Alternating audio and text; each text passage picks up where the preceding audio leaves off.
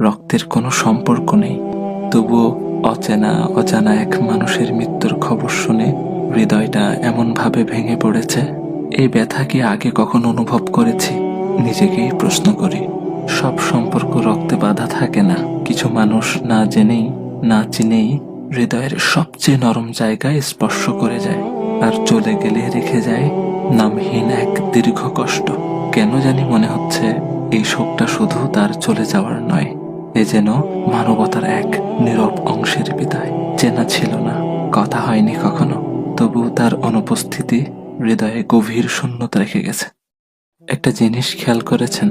আমার ভাই ওসমান হাদিকে গুলি করা হলো জুমার নামাজের পর, আর তিনি তার রবের ডাকে সাড়া দিয়ে চলে গেলেন জুমার রাতে। আহ, কত সৌভাগ্যের মৃত্যু!